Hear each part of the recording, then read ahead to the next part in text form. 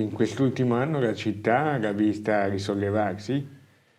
Ho visto una città che non vuole sedersi, ho visto una città che non vuole darsi per vinta, ho visto una città che si sta riprendendo, ma ancora una città che deve mettere a fuoco quello che sarà un equilibrio futuro. Nell'ultimo giorno dell'anno si alza forte la voce del patriarca, Monsignor Francesco Moraglia, che sotto l'albero di Natale per il nuovo anno chiede anche importanti scelte per il futuro di Venezia.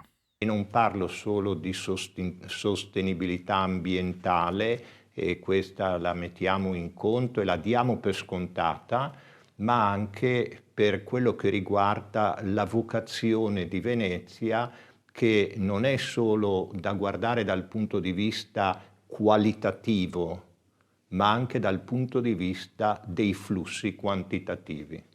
E da questo punto di vista quali saranno, secondo lei, per la città le sfide del 2022? Ma il 2022 sarà prima di tutto vedere di riuscire a inquadrare questo territorio con le potenzialità che questo territorio ha. Non ci può essere solo il turismo, sono le parole del patriarca Francesco, a trainare la città. Certamente il turismo, ma non solo il turismo.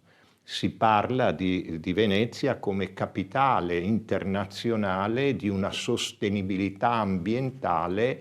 Ecco, vediamo, cerchiamo di dare concretezza a questo progetto